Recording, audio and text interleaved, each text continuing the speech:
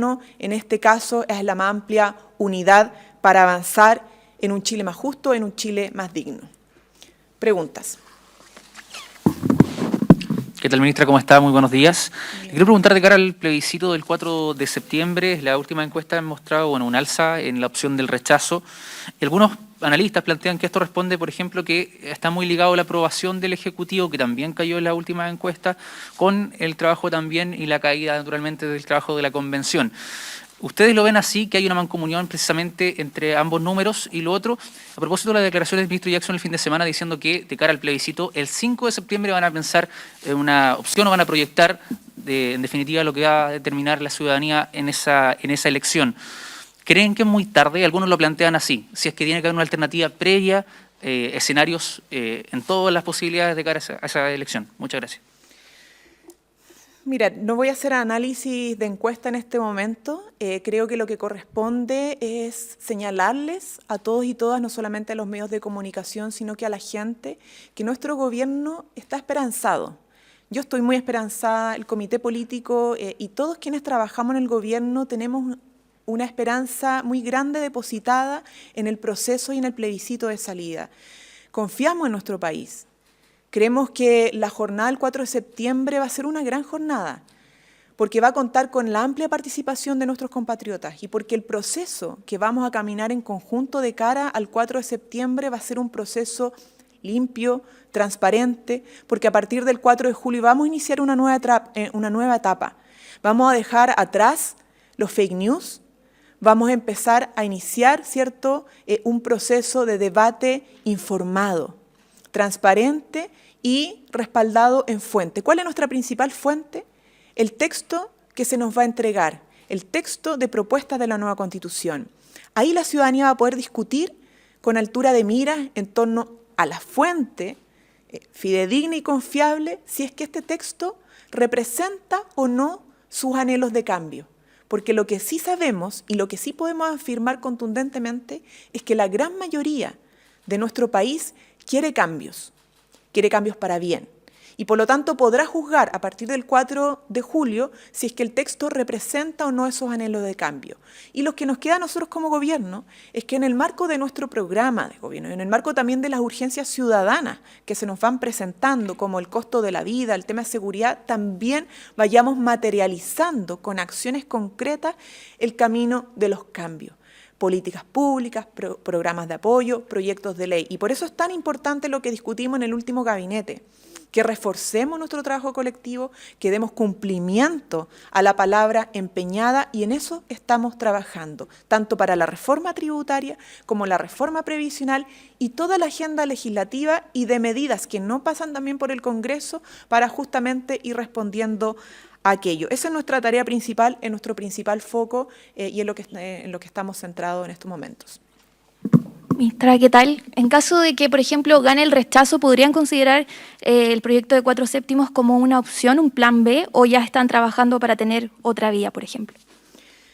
Mira, evidentemente, y esto es obvio, todos los y las parlamentarias tienen facultades legislativas tanto para presentar mociones, proyectos de ley, como reformas constitucionales. En eso nosotros no tenemos otra lectura, es lo que son las atribuciones en las cuales están trabajando, ¿cierto?, y en las cuales se enmarca el quehacer del Parlamento. Pero como gobierno, nuestro principal foco es garantizar que el proceso que se votó a través del apruebo, del plebiscito de entrada, ¿cierto?, y que se inició con una discusión constituyente importante y que hoy día nos enmarca previo al inicio de una campaña, se realice de la mejor manera posible. Y ese proceso nos lleva a un plebiscito de salida, que es con apruebo y con rechazo. Esas son las dos únicas opciones. Luego del plebiscito, es decir, el 5 de septiembre, la democracia seguirá funcionando. Y eso parece una obviedad, pero vale la pena recordarlo y reafirmarlo. Después del 4 de septiembre, la democracia sigue funcionando con sus iniciativas legislativas, con sus iniciativas constitucionales, con sus debates democráticos, sea cual sea la posición de los representantes populares como de la ciudadanía que debe ser representada. Por lo tanto, nosotros no estamos censurando ni vamos a censurar ninguna discusión. Lo importante para nosotros en la tarea y el mandato que tenemos es garantizar que el camino que se ha dibujado de apruebo o de rechazo se dé de la mejor manera, lo más transparente y la manera más responsable para que no solamente esté garantizado el derecho a voto, sino que el derecho a voto informado. Ministra, buenas tardes. Contrapreguntando también la idea de mi compañera, es si finalmente el tema de los 4 séptimos, que se va a ver también en la Comisión de Constitución en el Senado, empaña el proceso del plebiscito del 4 de septiembre, porque si bien esto se está discutiendo ahora en el Congreso y busca reformar efectivamente la nueva Constitución, si es que esto se aprueba, ¿empaña el proceso efectivamente a su juicio? Vuelvo a responder, creo que respondí anteriormente, si no quedó suficientemente claro, para nosotros como gobierno lo central es que la gente pueda concurrir al día del plebiscito con toda la información disponible, porque lo que tiene que definir ahí la ciudadanía es si aprueba o rechaza. Luego de ese día, evidentemente, insisto, que la democracia sigue funcionando. Algunos que quieren adelantar esa discusión, bueno, es legítimo, pero nuestra centralidad, nuestro foco principal es que este proceso hacia el 4 se dé de la mejor forma posible y en eso estamos trabajando. Ministra, esta semana y los días anteriores han sido evaluados complejos para ustedes como Ejecutivo, esto ante los errores no forzados que han ocurrido, lo que fue días pasados también con la primera dama. Hay una mala evaluación que se ha hecho, por ejemplo, a la ministra de Salud, Yarza. También en las encuestas se ha dado cuenta una baja en el amplio gabinete de ustedes y también lo que se ha hablado de que analistas ven que esto va de la mano, como si le va mal al presidente. En la desaprobación también aumenta el rechazo a la futura Constitución. En ese caso, ¿cómo ustedes se van a rearmar? ¿Cómo van a avanzar comunicacionalmente para mejorar esto, sobre todo ante los llamados que están haciendo algunos parlamentarios de que haya un cambio de gabinete? Bueno, nosotros tenemos encuentros de gabinete todos los meses y en el último encuentro reafirmamos, ¿cierto?, la tarea principal que tenemos de empujar nuestro programa, de fortalecernos, ¿cierto?, nuestro trabajo colectivo, que es sumamente importante porque todos los compromisos programáticos requieren del trabajo mancomunado de los distintos ministerios y por cierto que sabemos que la evaluación crítica que puede tener la ciudadanía es sobre nuestra capacidad de cumplir correctamente con los compromisos de cambio. Y cuando tenemos episodios que ponen en duda aquello, efectivamente vemos con justa razón que puede haber una percepción crítica de la ciudadanía. Y por eso, por ejemplo, respecto al caso de Irina, lo que hemos señalado es que aquí hay un plan que se ha venido trabajando y que prontamente también podrán conocer sobre cómo se va a ir ejecutando lo que el presidente también comprometió y lo que la misma Irina ha planteado, que es un cambio. Es un cambio concreto de superación de una institución, ¿cierto?, que como la hemos venido conociendo nosotros durante ya décadas, consideramos que es arcaica y que hay que superar.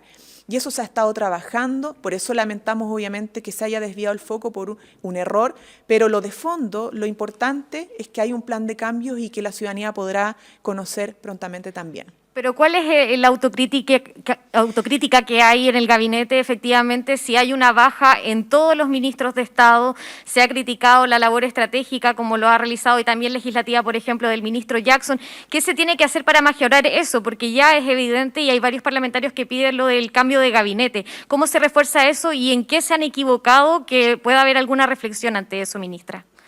Bueno, como te decía, evidentemente nosotros en cada encuentro colectivo, sea del comité político como del gabinete completo, hacemos revisión de los pasos que hemos dado, tanto acertados como errados, para justamente ir mejorando. Y en eso el mandato es claro del último encuentro a reforzar nuestro trabajo colectivo, interministerial e ir cumpliendo. Por eso yo les mencionaba que de los 13 mensajes presentados ya 5 son ley, tenemos una agenda legislativa desplegada, tenemos un plan de medidas que ya tiene un importante nivel de ejecución como el plan Chile Apoya, pero sabemos que no es suficiente, que tenemos que seguir desarrollando con mayor intensidad los distintos planes que tenemos.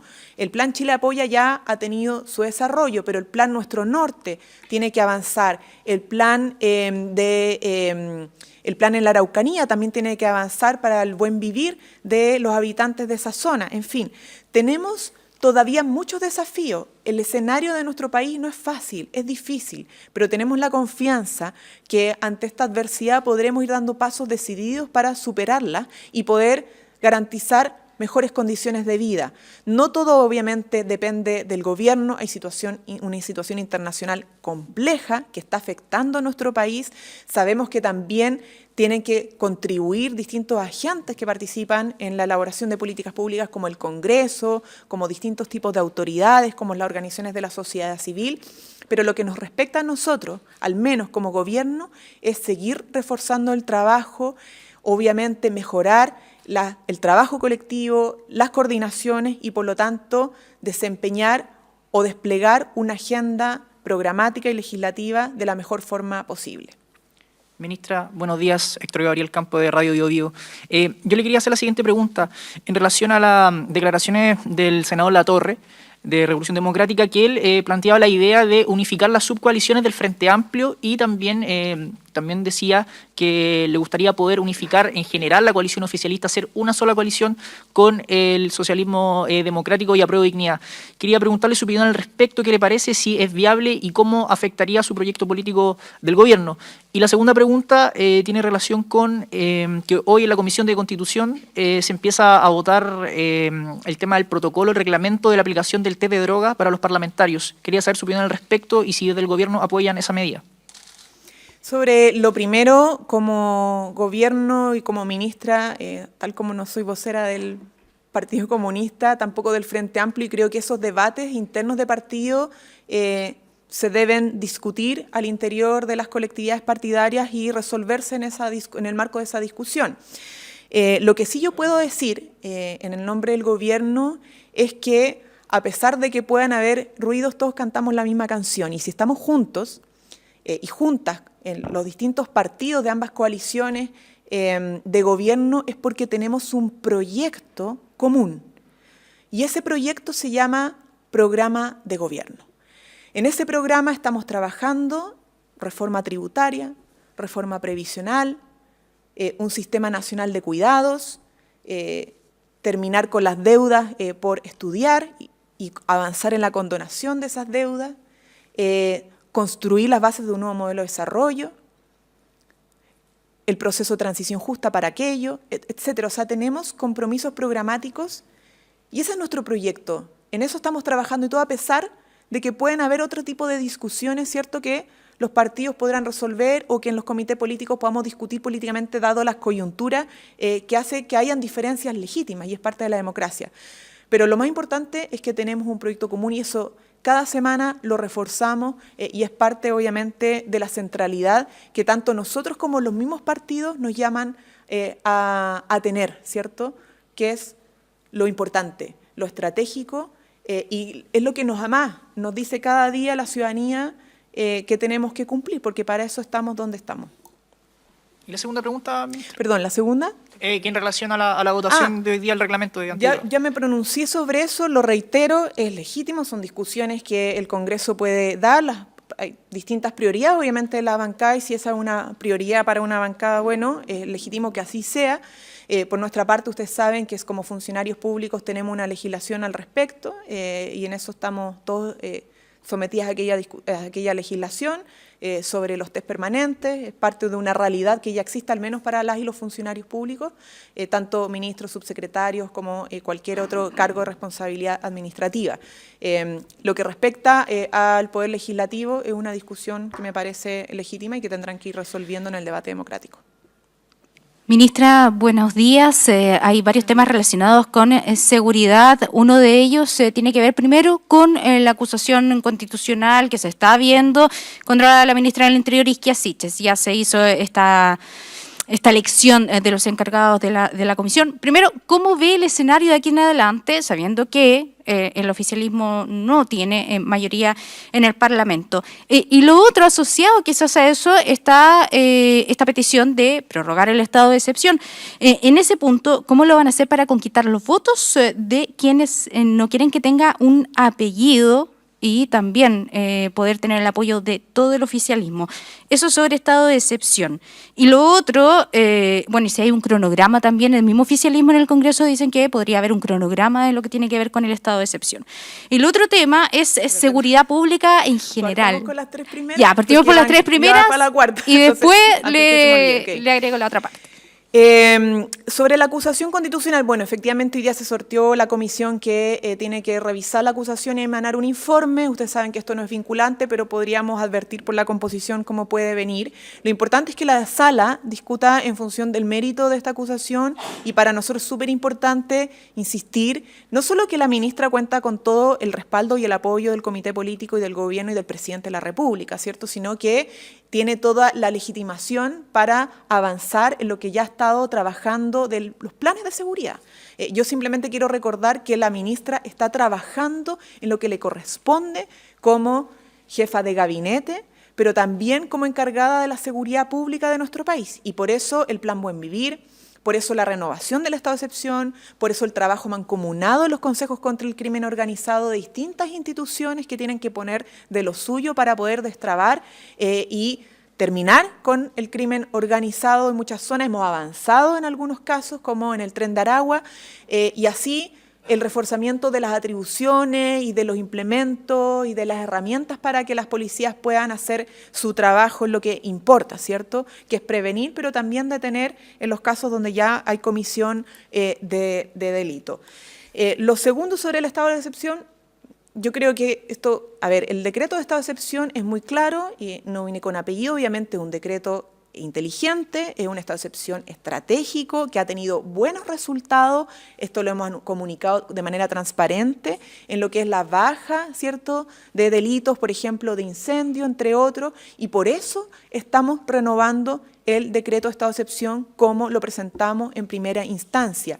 Nosotros creemos que efectivamente es importante avanzar en tener que levantarlo, es decir, pudiendo con las otras herramientas que hemos estado desplegando, que tiene que ver con investigaciones, tiene que ver con el reforzamiento de las policías, en destrabar las bandas del crimen organizado, como también avanzar en el Plan Buen Vivir para que ya luego no sea necesario, lo más pronto posible, no sea necesario la renovación del estado de excepción. Pero por mientras, creemos que sí es necesario, lo hemos planteado a los partidos, a las bancadas, y por eso mañana la ministra va a estar desplegada en esto y esperamos contar con el respaldo porque ha tenido, como les decía, buenos resultados.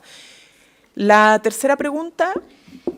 Sí, usted me decía que le preguntara después. Bueno, hay una sesión especial del Senado por el tema de seguridad y algunos, o las dudas son más bien, si van a presentar, por ejemplo, medidas pronto en materia de seguridad, a corto plazo, acelerar la tramitación de este Ministerio de Seguridad Pública, y asociado a eso también hay un tema que ha generado bastante temor en la ciudadanía, que ha sido este ataque que se dice que tiene intencionalidad a esta enfermera de la Clínica Cordillera. Entonces, eso se suma a esta sensación de miedo respecto de delitos violentos que están ocurriendo.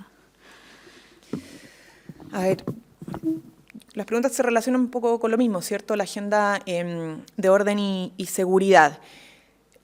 Nosotros tenemos en ejecución varios planes, utilizando las herramientas institucionales que ya tenemos y aprovechando de coordinarlas para poder tener una mejor respuesta. Y por eso los consejos, por ejemplo, contra el crimen organizado o los operativos para poder ir resolviendo ciertos problemas asociados con el comercio ambulante en barrios específicos, más la distribución de las policías. Pero hay otra agenda que tiene que ver con cambios más estructurales y en eso se está trabajando y evidentemente hay compromisos para presentarlos en el Congreso, pero tenemos que preparar bien esas modificaciones para que avancemos de manera responsable en los cambios estructurales institucionales, tanto la reforma a las policías como inteligencia, como armas, que es parte de nuestro plan, una parte la estamos ejecutando, pero otro requiere modificaciones legales, y también, por ejemplo, con el robo de madera, que sabemos que es un problema en la zona sur, que es donde más impacta a la población. Entonces, tenemos en fase preparatoria, ¿cierto? En fase preparatoria, varias modificaciones legales que se van a ir presentando, y lo mismo con el Ministerio de Seguridad y Orden Público. Sobre lo del caso que ha generado alta conmoción, efectivamente un caso grave que hoy día está en pleno proceso de investigación.